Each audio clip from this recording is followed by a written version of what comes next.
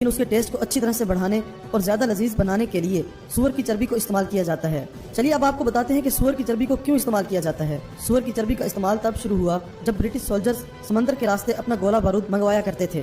समंदर में आने की वजह से बारूद में नमी पैदा हो जाती थी, जिसकी वजह से वो बारूद बेकार हो जाता था। इसीलिए इन्होंने बारूद को सूअर की चमड़ी की बनी पॉकेट्स में डालकर भेजना शुरू किया, जिससे उनका बारूद महफूज तरीके से पहुंचने लगा और वहीं से पहली बार सूअर की चमड़ी को इस्तेमाल किया गया। बाहर के ममालिक में सूअर के गोश्त को काफी पसंद किया जाता है क्योंकि उसमें प्रोटीन की मिकदार काफी ज्यादा होती है। इसलिए आपको बाहर के ममालिक में पिग फार्म्स देखने को मिल जाएंगे।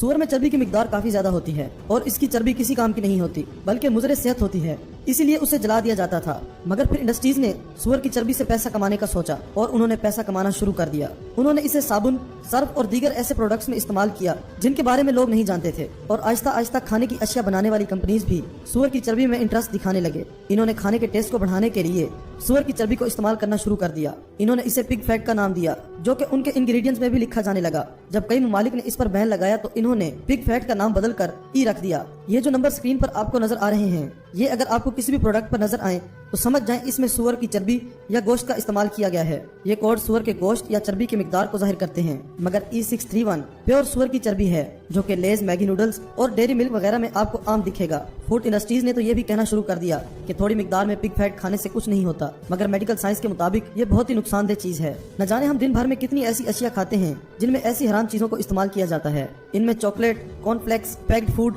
मिठाइयाँ और दीगर भी बहुत सी अशिया शामिल हैं, मगर मेरा फर्ज था आपको आगाह करना। आप जरूर इन कोड्स को चेक करके चीजों को इस्तेमाल करें। अब आपका फर्ज है कि इस वीडियो को दूसरे मुसलमानों तक पहुंचाएं।